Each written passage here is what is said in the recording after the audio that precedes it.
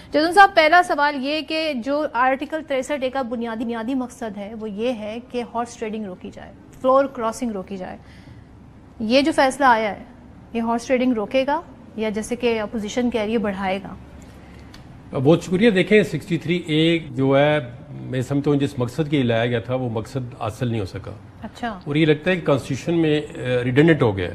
اس کی مثال اگر آپ دیں کہ پاکستان کی ہسٹری میں 18th امینڈمنٹ کے بعد جب یہ آیا جو پارلیمانی پارٹی کا ہیڈ تھا اس کو پاور دی گئی کہ آپ ڈیفیکشن کے لیے موو کریں، ریفرنس فائل کریں اسپیکر کے پاس الیکشن کمیشن کے بعد 6 صورتوں میں اگر وہ ووٹ آپ کی ڈائریکشن کے مطابق یا ابسٹین کرتا ہے، پرائم منسٹر یا چیف منسٹر کا الیکشن ہو یا ووٹ آف کانفیڈنس ہو یا ووٹ آف نو کانفیڈنس ہو یا منی بل ہو یا کانسٹیٹیوشنل امینڈمنٹ ہو.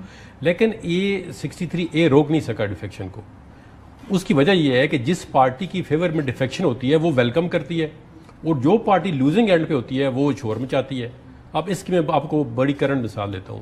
2019 میں جب یہ صادق سنجرانی کا الیکشن ہوا تو آپ کو پتا ہے باہر جب لوگ تھے تو کم تھے، جب اندر ووٹ ڈال کے تو 65 ہو گئے. تو وہ 65 جو سینیٹر تھے وہ ساری پارٹیوں سے بلانگ کرتے تھے، اس میں کوئی ایکسیپشن نہیں تھی. لیکن کسی پارٹی نے ان پہ کوئی ڈیفیکشن کلاس اپلائی نہیں کی. تو میں یہ سمجھتا ہوں کہ یہ 63A جو ہے ٹل ٹوڈے یہ ڈیفیکشن کو روکنے میں ناکام ہوا ہے. اب اس کا حل کیا تھا؟ اس میں تو کوئی شک نہیں ہے کہ اس فیصلے نے حل نکال دیا ہے. نہیں، اس فیصلے نے حل نہیں نکالا. دیکھیں یہ پہلے بھی اس کا حل سیاسی تھا کہ اس کو ری رائٹ کیا گیا. کانسٹیٹیوشن کے اندر چیز بہت واضح ہے، آپ اس کو امپلیمنٹ نہیں کرتے. کانسٹیٹیوشن کی بہت زیادہ پروویژن ہے جو گورنمنٹ امپلیمنٹ نہیں کرتی. پاکستان کے اندر رول آف لا کی بالکل میرے خیال میں نہیں ہے رول آف لا، اور کانسٹیٹیوشن کے مطابق چیزیں نہیں چل رہی. کوئی ایک انسٹیٹیوشن بتائیں جو اوور لیپنگ نہیں کر رہا، جو دوسرے کی پاور انکروچ نہیں کر رہا اور جو آئین اور قانون کے مطابق عمل کر رہا ہے. چلیں میں ذرا حافظ صاحب سے پوچھوں، ایک اور جو اس فیصلے کی وجہ سے بہت ساری چیزیں اس پہ ڈسکشن اس لیے بھی ہو رہی ہے کہ جو بینچ کی تشکیل ہوئی اور جو انکمبنٹ چیف جسٹس ہیں انہوں نے بھی ظاہر آپ کو پتا ہے اس پہ کیا صورتحال بنی جب کمیٹی میں سارا معاملہ ہوا. تو یہ بینچ کی تشکیل بھی درست نہیں ہے.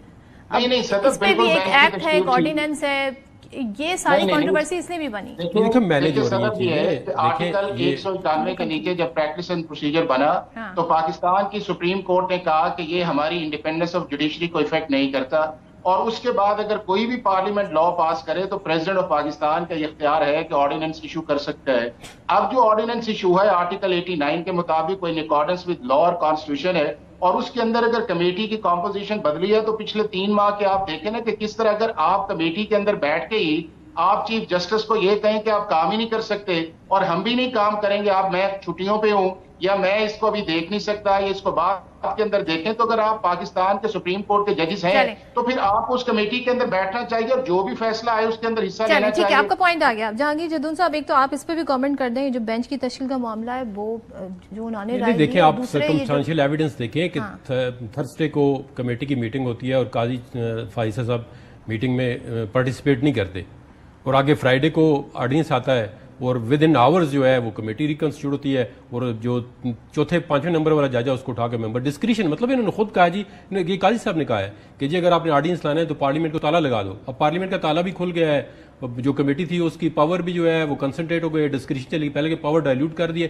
3 سینئر ممبر جو تھے سپریم کورٹ کے، چیف جسٹس، سینئر پینو جج اور اس سے نیچے جو سینئر ہے. اب یہ کمیٹی کی جو کنسٹیٹیوشن تھی یہ پرفیکٹ تھی، اب ہر بندہ جو تھا کہ وہ ٹھیک ہے. اب آپ نے اس کمیٹی کی ساری کمپوزیشن ہی چینج کر دی. یہ مسئلہ حل نہیں ہوا. یہ تو بالکل کنٹروورشل ہے. یہ کمپوزیشن آف دی بینچ ہے. آرٹیکل 63 کا جو فیصلہ آیا اس میں جو بینچ کانسٹیٹیوٹ ہوا وہ اسی طرح ہوا، تو یہ کیا اس پہ اثر پڑ سکتا ہے؟ ڈیفینیٹلی بعد میں اثر پڑے گا. اب دیکھیں نا کمیٹی، آپ کہتے ہیں، آپ خود کہتے ہیں جی فلانا بندہ حاضر نہیں ہے تو کمیٹی کی میٹنگ نہیں ہوتی. اب پھر 2 ممبر کس طرح کمیٹی کی میٹنگ کر رہے ہیں؟ اپنے الفاظ کو آپ ٹھیک رکھیں نا. آپ نے کہا جی اگر آرڈیننس لاتے ہو تو پارلیمنٹ کو تالا لگا دو، ٹھیک ہے. ابھی آپ پارلیمنٹ کا تالا بھی کھول دیا ہے، آرڈیننس آیا اس کے 1 گھنٹے کے بعد آپ نے کمیٹی بنا دی اور پھر ایسے جج کو بیچ میں ڈال دیا. قانونی ماہرین رائے لینے گئے تھے، اب آپ کو رائے بھی مل گئی ہے. چلیں اب دیکھتے ہیں آگے کیا ہوتا ہے. رائے مل جائے. تھینک یو سو مچ جدون صاحب، تھینک یو سو مچ. حافظ احمد ہمارے ساتھ تھے.